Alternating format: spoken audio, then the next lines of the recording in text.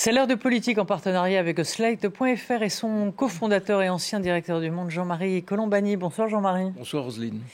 Alors les sénateurs ont finalement voté oui à l'introduction du droit à l'avortement dans le marbre de la Constitution. La Pologne et les États-Unis avaient montré que tous les progrès sont réversibles et qu'un jour, un pouvoir mal intentionné pourrait défaire les plus grands acquis. Après des contorsions, la droite sénatoriale s'est souvenue qu'elle avait initié l'IVG avec la loi Veil. Emmanuel Macron a affolé ses partenaires européens lundi en évoquant l'hypothèse d'envoi de troupes au sol en Ukraine. Le président s'est heurté à un mur de tous les Européens, provoquant en France un déluge de critiques et une violente joute verbale entre Gabriel Attal et Marine Le Pen, accusée d'être une pro-Poutine. On en parle avec nos invités. Bruno Jeudi, directeur de la Tribune Dimanche. Bonsoir à vous. Bonsoir Roselyne. Frédéric Dabi, directeur général opinion de l'IFOP. Bonjour à vous. Bonsoir. Et Carole Bargeon, éditorialiste à l'Obs. Bonsoir à vous, Carole. Bonsoir, Roselyne. Et en fin d'émission, nous retrouverons Véronique Reissoul pour la chronique politique sur les réseaux. Alors, ce vote des sénateurs hier ouvre la voie à la convocation d'un congrès au château de Versailles. Ce sera lundi. Écoutez la réaction de la sénatrice écologiste qui, dans le fond, a réveillé les sénateurs qui roupillaient un peu. Je suis convaincue que d'autres mouvements vont suivre et que dans un moment où c'est tellement les droits des femmes régressent partout, les nationalistes arrivent au pouvoir, les réactionnaires gagnent du terrain, avoir un pays qui envoie un message positif, qui dit bah non, en fait on peut renverser cette tendance grâce à la mobilisation, c'est un magnifique message. Voilà, la droite s'est contorsionnée. 50 sénateurs ne l'ont pas voté sous prétexte que ça ne servait à rien. Alors, vrai ou faux, Jean-Marie ? Ah ben si, ça sert. Ça ne servait à rien, c'était le point de départ de ceux qui étaient hostiles, en effet. Mais vous l'avez évoqué tout à l'heure, c'est au fond une précaution qui est prise compte tenu de l'ambiance, venue en effet, vous l'avez dit, des États-Unis ou de Pologne, mais aussi les libertés, comme les grandes conquêtes, sont réversibles. C'est une constante de l'histoire. Et c'est une façon de se prémunir d'une certaine façon, mais aussi c'était une façon de vérifier au fond que les Français adhéraient profondément à ces réformes et étaient en accord avec cette protection qui est donnée. Après tout, on a bien fait une modification constitutionnelle pour introduire le principe de précaution ou des choses de ce genre. Et donc là, d'essayer de pérenniser, d'ancrer dans le marbre une réforme de cette nature, c'est utile. Oui. Carole, pour en avoir un peu parfois discuté ensemble, vous ne trouvez pas particulièrement judicieux que de toute façon, si le pouvoir tombait dans de mauvaises mains, de toute façon, ça ne changerait rien ? Ça semblait que c'était votre rendrait, idée de départ. Oui, non, ça rendrait sans doute la chose plus compliquée parce qu'il faudrait quand même modifier la Constitution maintenant que c'est inscrit dans la Constitution. Mais ce qui est exact, Jean-Marie vient de le dire, tout est réversible. Si jamais une majorité animée de mauvaises intentions l'emportait, par exemple, à l'élection présidentielle, il est fort probable qu'elle aurait une majorité législative derrière, que peut-être un jour elle en aurait au Sénat, etc. Et donc, tout est réversible. Enfin, ça rend les choses plus compliqué, ça c'est vrai, ça c'est clair. Bruno, ce sera en tout cas le premier pays, la France, à rentrer l'IVG enfin le droit à l'IVG bien sûr dans la Constitution. Mais certains ne voulaient pas peut-être politiquement offrir une sorte de cérémonial à Emmanuel Macron. Il y avait de ça un peu. Ça c'est sûr que parmi les oppositions, une partie n'avait pas envie d'offrir à Emmanuel Macron la possibilité de pouvoir modifier la Constitution, ce qui évidemment pour un président de la République est toujours une forme lui permet d'asseoir son autorité politique. C'est très, très rare finalement de modifier la Constitution. Emmanuel Macron est au pouvoir depuis pratiquement 7 ans, il n'a pas réussi à le faire, il a fait plusieurs tentatives qui ont toutes échoué, et là il a réussi au prix, je dois dire, d'une manœuvre parlementaire. On ne va pas rentrer dans les techniques, plutôt assez judicieuse. Si c'était parti sur une proposition de loi, ça se serait terminé en référendum et ça aurait offert pour le coup une vraie tribune aux anti-IVG. Il a repris à temps le texte en faisant un projet de loi, évitant ainsi un référendum, ce qui est beaucoup plus sage et Et moi, j'avoue que j'ai plutôt changé d'avis et je pense qu'il faut rester fidèle à ce qu'a dit Simone Veil. Les droits ne sont jamais acquis et ce droit.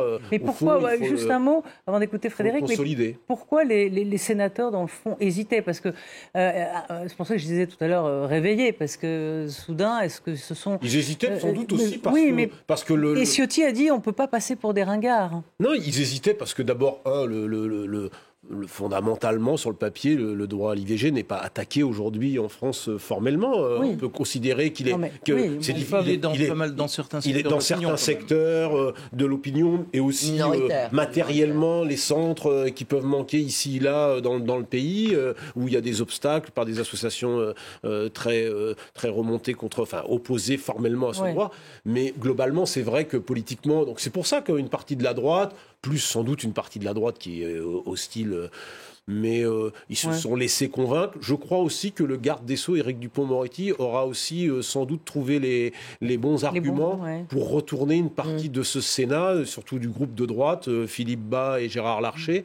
Et la relation personnelle d'Éric Dupond-Moretti aura aussi joué dans ce résultat plutôt étonnant, parce que finalement, c'est 50 sénateurs qui ont voté contre, et vous verrez que lundi, lorsqu'il y aura le congrès, il y aura sans doute encore moins de votes.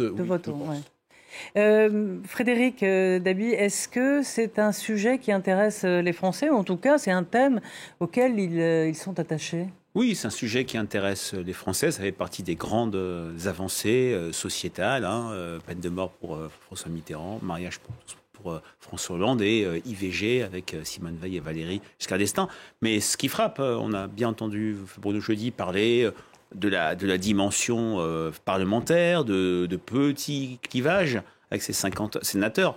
Là, s'agissant de l'opinion publique, on a une opinion massive. On a une opinion absolument unanime sur l'acquis du droit à l'IVG. J'ai retrouvé une enquête IFOP pour la Fondation Jean Jaurès de l'été dernier. 83% des Français jugent positivement l'autorisation de l'IVG par la loi française. Et même, c'est pas 17% qui sont contre. Il y a beaucoup de personnes qui ne se prononcent pas. Alors, sur l'idée de constitutionnaliser, il y avait l'idée que c'était pas l'urgence, puisqu'il y a quand même que 31% qui considèrent que c'est possible qu'un jour ce droit devienne réversible mais soit remis en cause. Maintenant, une fois qu'on a présenté aux Français le projet d'inscrire l'accès à l'IVG dans la Constitution, on est à un niveau d'adhésion de 81%, pas de différence de genre, pas de différence femmes-hommes, très peu de différence politique, 80% dans l'électorat de Marine Le Pen, 85% dans celui de Jean-Luc Mélenchon, 87% dans celui d'Emmanuel Macron. Seul celui d'Éric Zemmour est un peu moins favorable avec un 59%. Donc on est vraiment sur rien à voir. Au moment de la mort de Robert Badinter, on a ressorti des enquêtes avec un 50-50 sur le rétablissement de la peine de mort. On n'est pas du tout dans cette logique-là sur la loi Veil. Donc l'IVG est vraiment sanctuarisé, Carole, forcément en entrant dans la Constitution. Mais ce que je voulais dire, c'était que, pour rebondir sur ce que disait Bruno, c'est que évidemment c'est une victoire aussi pour Emmanuel Macron qui a bien joué le jeu parlementaire, etc. Et c'était quand même un échec pour Gérard Larcher, président du Sénat, Bruno Retailleau, lui n'a pas voté. LR, et même Hervé Marseille, président de l'Union centriste, qui étaient tous contre. Et je pense que ils ont péché par mauvaise communication, c'est-à-dire qu'ils n'ont pas réussi à faire entendre qu'on pouvait être réservé sur l'inscription dans la loi parce que, comme vient de le rappeler Frédéric Dabi, il n'y avait pas forcément une urgence absolue, mais que pour autant, il n'était jamais question de remettre en cause la loi Veil. Ils n'ont pas réussi à convaincre là-dessus, et ils ont, je trouve aussi, n'ont pas réussi non plus à faire passer leurs arguments, qui étaient des questions quand même légitimes, c'est-à-dire quid de la clause de conscience des médecins, qui n'est pas un petit sujet quand même, et également quid de ce que ce serait un droit opposable, et notamment l'augmentation de la durée, une nouvelle augmentation, puisque je vous rappelle que la durée légale pour avorter est passée déjà de 12 à 14 semaines il y a un an ou deux, et donc certains s'inquiétaient qu'on puisse encore... Et là-dessus, ils ont été franchement mauvais. Donc je pense que ça explique aussi le vote, plus la pression de l'opinion. On passe à un autre sujet. Donc Emmanuel Macron, cette semaine, a créé l'émoi au sein de la communauté européenne en formulant un pessimisme en quelque sorte sur la guerre en Ukraine et sur ce qui nous attend. Il n'évacue pas l'idée d'envoyer des troupes sur place. Mais je voudrais qu'on écoute vraiment précisément ce qu'a dit le président. Il n'y a pas de consensus aujourd'hui pour envoyer de manière officielle, assumée et endossée des troupes au sol. Mais en dynamique, rien ne doit être exclu.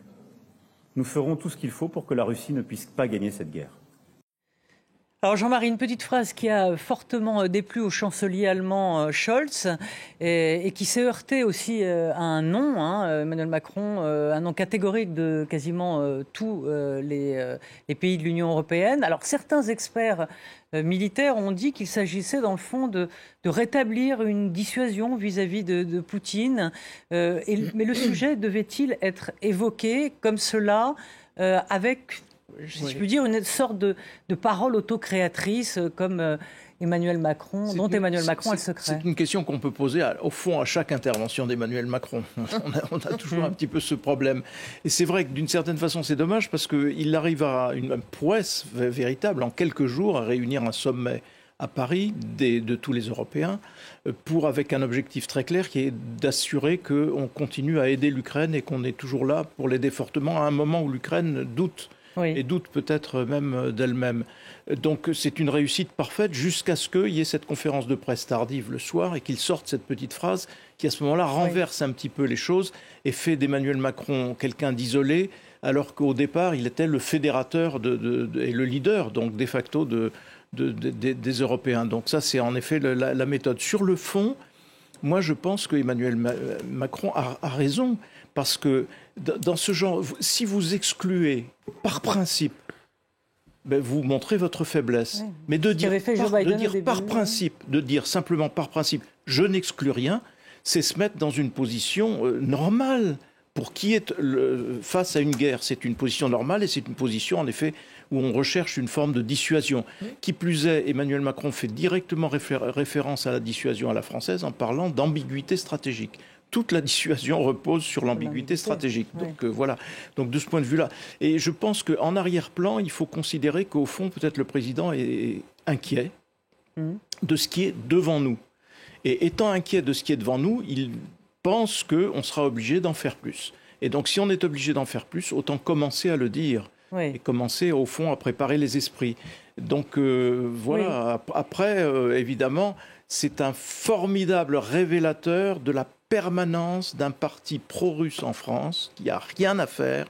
On aura beau montrer par tous les moyens ce qu'est réellement Poutine, il y aura toujours un noyau assez large en politique pour considérer que non, il faut parler avec Poutine, il faut négocier avec Poutine, ainsi de suite. Donc voilà, on voit bien là la ligne de partage qui est mais Emmanuel Macron était dans cette position, non pas pro-russe bien évidemment, mais sur le fait qu'il ne fallait pas humilier Poutine. Alors visiblement, il a compris que peut-être certains, et beaucoup étaient dans le déni, notamment sur la dangerosité peut-être de Poutine. Mais on entend bien Bruno Jeudi que pour lui, et pour les autres d'ailleurs, une défaite de l'Ukraine serait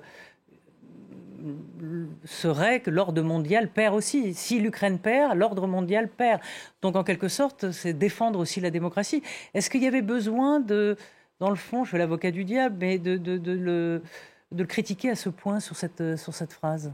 Ou comme Jean-Marie, vous considérez que c'était... Oui, je suis d'accord avec Jean-Marie. Je pense que Emmanuel Macron, alors après, on peut ergoter sur la façon de le dire, le moment de le dire. Il faut regarder la séquence. Emmanuel Macron a déjà dit des choses très fortes il y a 15 jours lorsqu'il a reçu Zelensky dans son discours, où il a aussi, quelque part, mis les Européens devant la situation qui se présente, d'une situation où demain, l'OTAN peut être beaucoup moins protecteur qu'il l'est aujourd'hui et que les Européens vont devoir prendre en main peut-être leur protection, que les ingérences russes en Europe notamment, sont de plus en plus fortes, de plus en plus visibles. Elles visent notamment la France, j'allais dire presque explicitement. Medvedev, par exemple, l'ancien président de Russie, dans un tweet un mot à peine couvert, s'est presque réjoui que la sécurité du président de la République n'était pas assurée pour sa visite à Kiev. Honnêtement, pour moins que ça, d'autres présidents se seraient également dans la même situation qu'Emmanuel Macron, se seraient inquiétés. Donc oui, je pense qu'Emmanuel Macron, au fond, alors par moment, la communication, ça passe aussi par, pardonnez-moi l'expression, mettre les pieds dans le plat et mettre un peu les Européens devant ce qu'il y a devant nous, c'est-à-dire une Russie qui va de plus en plus s'en prendre aux États autour de l'Ukraine. Donc il est critiqué. On voit bien se mettre aussi en place en Europe à l'occasion de ces européennes qui sont cruciales, parce que les partis populistes, dans 9 pays d'entre eux, font la course en tête, parce que dans plus de la moitié des pays, ils auront beaucoup de députés, parce que ce qui joue, c'est aussi la prédominance à l'Europe du parti, ceux qui seront clairs avec Poutine et ceux qui ne seront pas clairs avec Poutine, c'est ça qui joue dans les mois qui viennent. Absolument. Et Emmanuel Macron, au fond, il pose ce débat, il réveille aussi un peu les Français, qui sont un peu anesthésiés par le parti pro-russe, qui est très important en France, et Jean-Marie a raison, qu'il soit d'ailleurs à l'extrême gauche de l'échiquier ou à l'extrême droite de l'échiquier. Alors, avec vous, Karl, on verra tout à l'heure ce que ça a produit sur la classe politique française. Mais avec vous, Frédéric, les Français ont longtemps soutenu le conflit en Ukraine. Est-ce qu'on voit là que ça s'émousse un petit peu ? Alors, le soutien reste extrêmement fort vis-à-vis de l'Ukraine. Le récit que font les Français de cette guerre est toujours très clair. C'est la Russie qui est en fait l'agresseur. Il n'y a pas de parti, il n'y a pas de mouvement pro-Poutine dans l'opinion publique française où c'est extrêmement faible le soutien à Vladimir Poutine. Alors, par contre, on sent une certaine érosion puisqu'on voit l'image de l'Ukraine a perdu 24 points entre mars 2022 et février 2024. On voit aussi que les livraisons d'armes, la légitimité des livraisons d'armes a également fortement diminué pour fourniture de passer matériel de 65% à 50%. On voit vraiment à quel point parce que ce conflit dure, parce qu'il y a peut-être la croyance que la Russie ne peut pas perdre, parce qu'il y a une logique de finalité, à quoi bon ?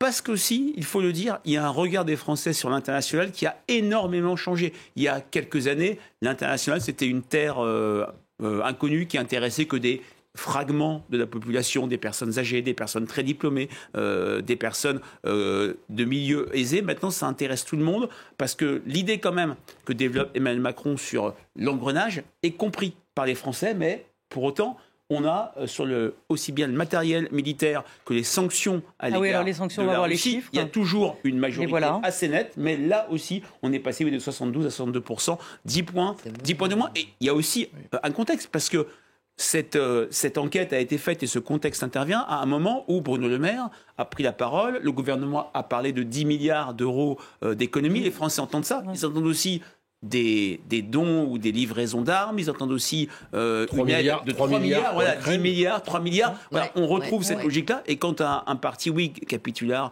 munichois, pro-russe, quand on entend des gens dire de parler de mourir pour l'Ukraine ou mourir pour le Donbass, c'est une même logique que l'IFOP avait mesurée déjà en 1939 avec un de nos premiers sondages sur Danzig. Est-ce que dans l'opinion, on va... Alors bien sûr, les choses ne sont pas comparables, quoique...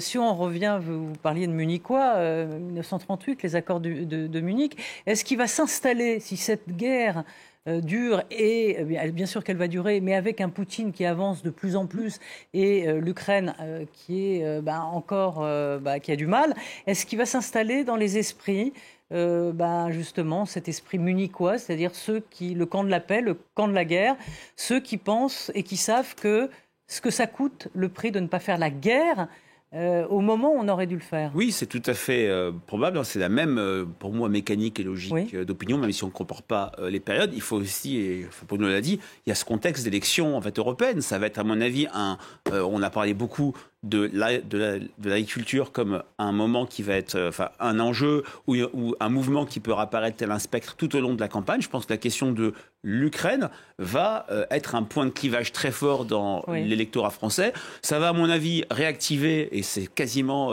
superposable, la France du oui et la France du non. Il n'y a qu'à voir qui est très réservé sur l'aide militaire, sur les sanctions à l'égard de l'Ukraine, et qui a voté non le 29 mai 2005, Rassemblement Front National, France Insoumise, qui à l'époque s'appelait le Front de Gauche avec le Parti communiste. La déclaration de Fabien Roussel, d'ailleurs, est une vraie rupture par rapport à un discours qui était auparavant sans ambiguïté sur la condamnation de la Russie. Oui, c'est un enjeu qui va être un enjeu de mobilisation, je pense, de l'électorat d'Emmanuel Macron, et qui va, à mon avis, scander cette campagne européenne, comme en 2022, il faut le dire. La guerre en Ukraine avait un peu phagocyté cette campagne présidentielle.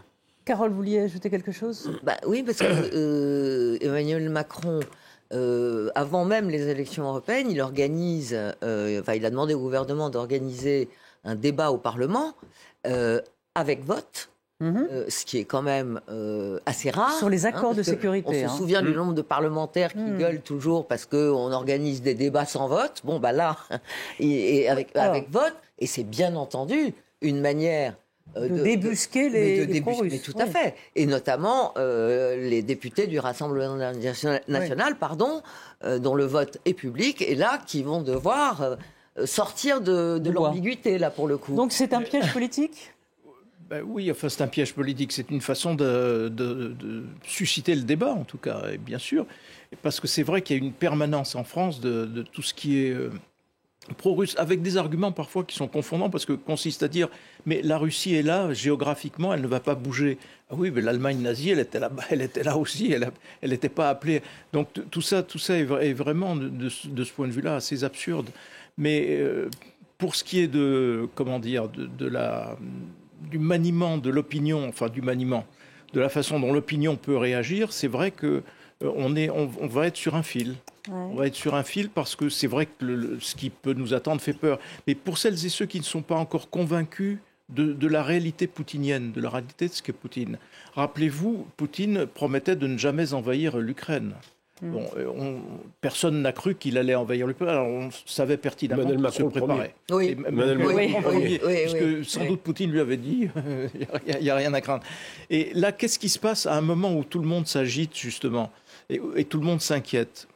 Il ressuscite l'affaire de la Transnistrie, qui est cette bande de terrain qui est entre la Moldavie et l'Ukraine, et qui fait l'objet d'une sécession. Il y a un groupe sécessionniste qui a proclamé l'indépendance, entre guillemets, de cette bande de terrain.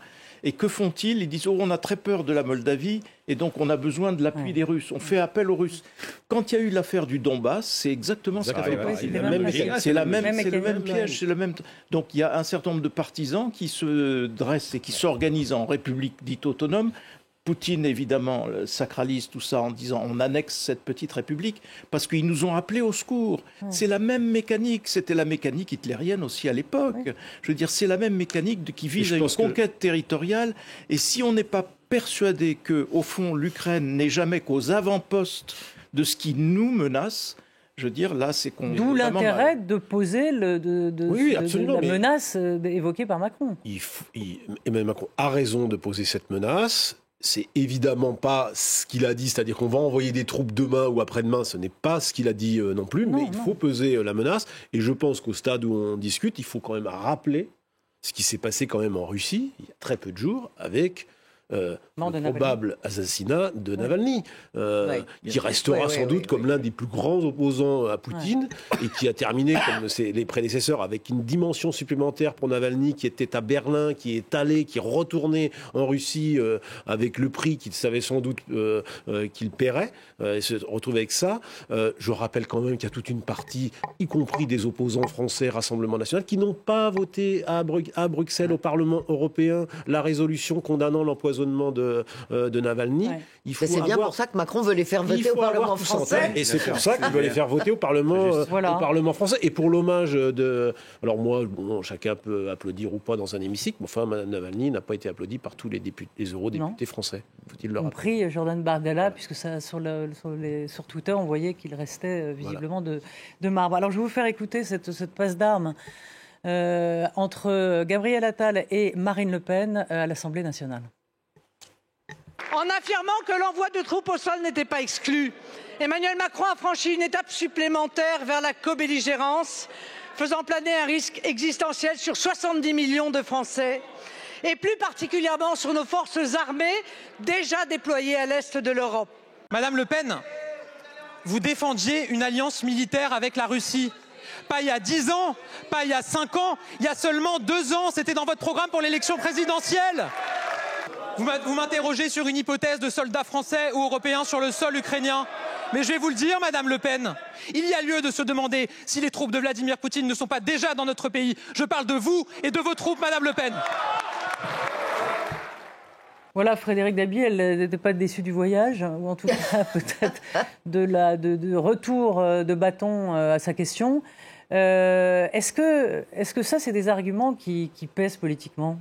Alors, ils peuvent peser, parce que comme je le disais, maintenant l'international intéresse plus fortement les Français, parce que c'est l'idée que l'axiome d'opinion du passé qui était l'international, c'est loin, ça ne nous concerne pas. Les Français ont compris que ce qui se passe en Ukraine peut avoir des conséquences concrètes dans leur vie quotidienne. Et puis on se souvient, lors du débat présidentiel d'entre deux tours, dans les enquêtes faites par l'IFOP au moment du débat, le moment où Emmanuel Macron a pris le plus le dessus sur Marine Le Pen, c'était justement lorsqu'il a dit que elle était la Russie était son créancier.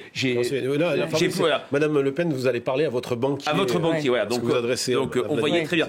Maintenant, la scène parlementaire n'est pas une scène extrêmement visible, mais on voit, depuis les vœux du 31 décembre, depuis la conférence de presse d'Emmanuel Macron, depuis le discours de politique générale de son Premier ministre, clairement, la majorité cherche à installer un match avec le Rassemblement national. Là, on n'est pas du tout sur la posture morale qui ne fait absolument pas baisser le RN, mais c'est une forme de dangerosité du RN sur la question internationale. Est-ce que c'est central dans les motivations de vote des Français ? Pour l'instant, absolument pas, mais on a vu à quel point l'Ukraine a été important pendant l'élection présidentielle. Elle devrait se souvenir d'un débat qui avait eu lieu entre François Mitterrand et Valéry Giscard d'Estaing, où François Mitterrand avait un peu scotché Giscard et lui avait nui en le qualifiant de petit télégraphiste de Brejnev, petit télégraphiste de la Russie. Donc si Marine Le Pen veut continuer d'être la petite télégraphiste de la Russie, ça lui coûtera cher. Oui, alors c'est vrai que on a entendu des réactions, notamment de Sébastien Chenu, il me semble, du Rassemblement national, qui dit « mais Macron fait peur aux Français ». Donc est-ce qu'inversement, il ne joue pas sur justement cet argument-là Macron va nous amener la guerre. Vous voyez ce que clairement, c'est l'argument qui essaie de retourner le Rassemblement national vis-à-vis de la majorité, d'Emmanuel Macron, et toujours dans le cadre de ces élections européennes, parce que la majorité accuse un retard très élevé, entre 8 et 12 points suivant les enquêtes d'opinion, et cette remontada pour essayer de réduire l'écart, qui va être très difficile, peut-être que même désormais, peut-être irrattrapable, ils vont essayer de la jouer en dramatisant sur le terrain international, sur le terrain justement de l'Ukraine et des menaces russes. Cela dit, il n'y aura pas beaucoup d'efforts à faire pour dramatiser. Pas seulement, parce que moi, ce qui me frappe quand même, c'est que la visite un peu ratée, il faut bien le dire, d'Emmanuel Macron au Salon de l'Agriculture. Bon, ça commence, tout le monde s'intéresse au fond du débat, et on voit qu'effectivement Emmanuel Macron, finalement, parvient à quand même avoir des discussions en marge avec certains agriculteurs. Donc le débat, il est centré quand même sur la crise agricole. Et ça se termine quand il sort, à la fin de sa visite, sur... en réalité, il y a ceux qui instrumentalisent la crise agricole, et c'est le Rassemblement national. Donc, à chaque fois, au fond, qui prend la parole, presque, on a envie de dire, sur quel que soit le sujet, La campagne est là. Et bien sûr, on est la déjà polarisation. On est déjà dans la campagne européenne. Et il faut reconnaître que sur le terrain agricole, si Emmanuel Macron a plutôt mal commencé sa visite et globalement a laissé des images qui ne sont pas très bonnes, pour le Rassemblement national, ça peut être bien commencé avec Bardella le dimanche. Le lundi, dit quand même le contraire de ce qu'il avait dit le dimanche. Et à l'arrivée, je ne suis pas sûr que la balance soit aussi positive que ça pour le RN. En 2017, Frédéric, on parlait c'était la fin de la bipolarisation de la vie politique pour faire place à une tripolisation de la vie politique. Est-ce que dans le fond, là, on n'est pas en train de revenir à une sorte de bipolarisation entre l'extrême droite et la droite, le centre? C'est clair qu'il y a des sujets qui conduisent à un retour de la bipolarisation, le regard sur l'Europe, la France du oui, la France du non. Cette question de l'Ukraine, où il peut y avoir une alliance objective, en tout cas des points de vue convergents entre, par exemple, le PS et Place Publique, les écologistes et Renaissance, voire une partie de LR, sur beaucoup de questions européennes. Il y a des vrais points de convergence entre les sympathisants écologistes, socialistes, Renaissance, Modem Horizon et LR, mais en tout cas, au-delà de ça, sur le rapport de force électorale, sur la perspective pour 2027, on est plutôt sur une guerre des trois blocs. Le bloc de gauche NUPES, le bloc central et le bloc RN Reconquête. Où se trouve LR? C'est la question qu'il faut poser s'agissant de leur difficulté à trouver un espace entre le bloc RN et le bloc central. Mais je ne crois pas à un retour de la bipolarisation de ce point de vue-là. Mais par contre, sur la question ukrainienne, on a l'impression aujourd'hui que effectivement un pays, ou en tout cas des forces politiques coupées en deux. Parce qu'on a vraiment l'impression aujourd'hui que c'est le combat entre l'extrême droite et la majorité, centre droit, qu'on l'appelle. Il y a aussi la gauche quand même si elle est en. Ouais, mais bon. On a quand même entendu les Insoumis tenir un discours proche du discours du Rassemblement national sur l'absence non, mais médiatiquement en tout cas. Un décalque, oui. On va passer, on attend Véronique Reiss-Soult pour la politique sur les réseaux.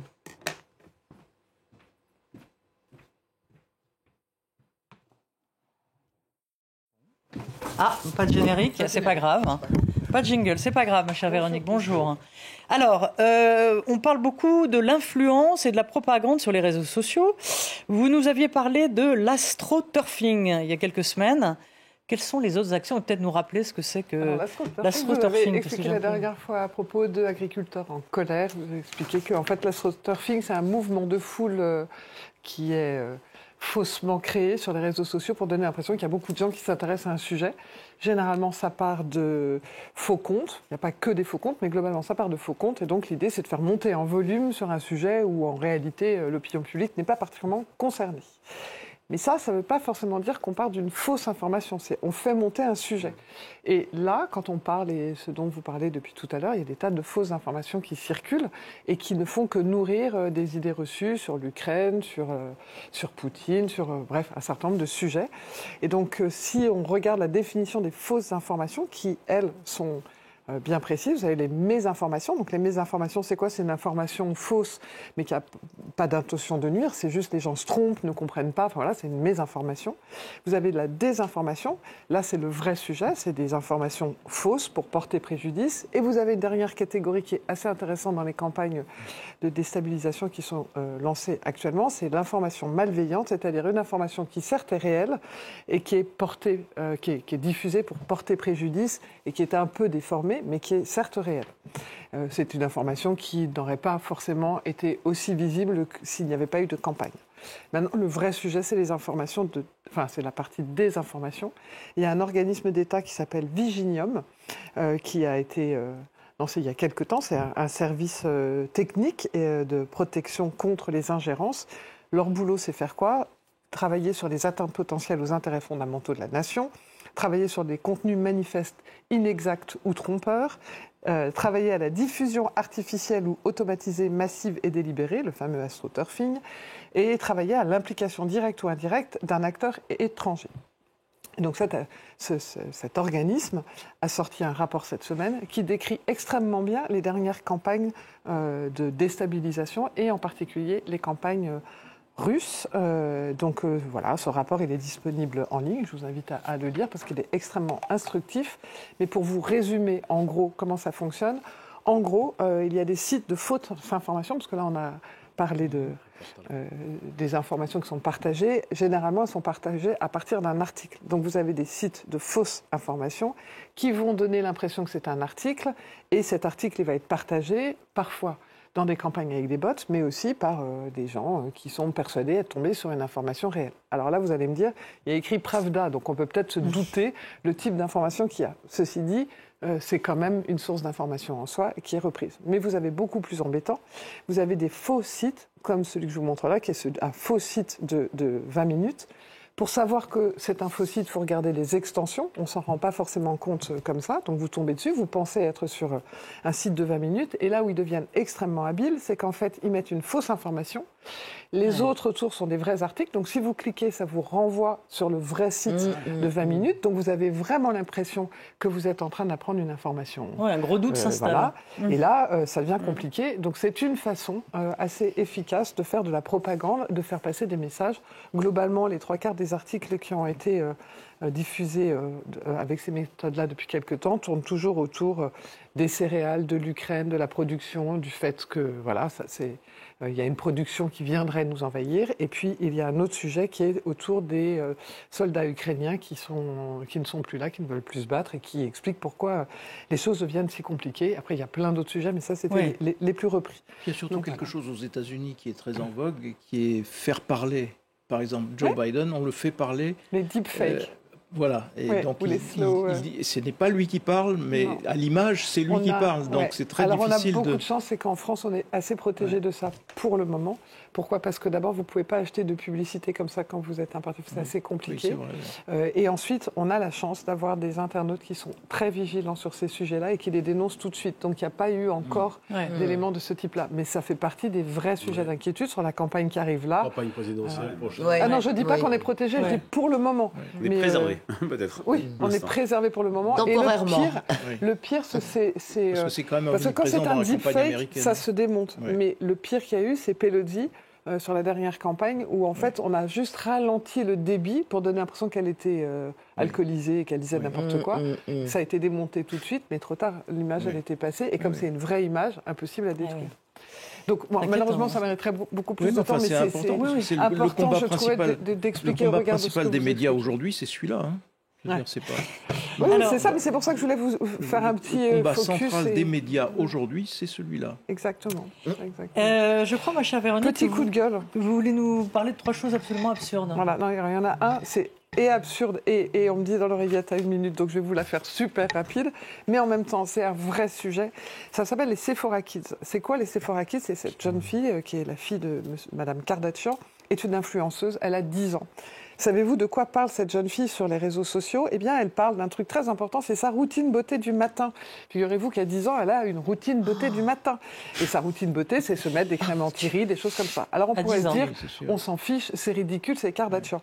Je vais vous dire, certaines des vidéos ont été vues 531 millions de fois. Moi, ça m'exaspère. Et non seulement ça m'exaspère, mais c'est extrêmement inquiétant. Parce que ça veut dire que des petites filles de 10 ans sont sous le diktat de l'image dès maintenant, sont dans la logique où c'est la beauté et l'apparence qui comptent, où en fait grâce à leurs parents, grâce à leurs parents quand même. Et donc moi je pose la question des parents, parce que quand on va s'acheter une crème anti-rides, ça ne m'arrive pas, mais si ça m'arrivait, je pourrais vous dire que ça coûte très très cher, donc on n'a pas ça comme ça. Et puis après l'autre chose, c'est et je trouve que je l'ai peu entendu et ça m'exaspère. C'est la sexualisation de ces petites filles, quoi. Bah oui. Donc on est en plein dans un débat en disant il faut faire attention et c'est juste de faire extrêmement attention à la pédophilie. Mais ces petites filles de 10 ans, enfin à 10 ans, la routine beauté du matin, ça devrait être boire un chocolat chaud et avoir des moustaches en chocolat. C'est pas de savoir si je mets de l'anti-cerne parce que j'ai passé une sale nuit et que c'était horrible. Donc voilà. Enfin bref, c'était mon coup de gueule à moi. Coup de gueule et je voulais terminer par un truc rigolo parce que plus léger, parce qu'on aime tous ici autour de la table. Je vais faire très court, l'absurdie de l'administration. Eh bien, figurez-vous qu'à Carcassonne, cette semaine, il y a un monsieur qui s'est trompé, il a changé les plats pour les mettre à jour, et il a mis Pierre Curie. Et donc, évidemment, imaginez bien que les internautes ont inventé un nouveau métier, un physicien champion des épices. Et voilà, c'est donc un épicien, un physicien champion des épices. Voilà. Un épicien. Merci beaucoup, Véronique. Merci. On se quitte là. Merci à Flore Simon d'avoir préparé cette émission et à toute l'équipe technique. À très vite. Je crois que nous sommes en retard. Merci. Pardon, c'était bon.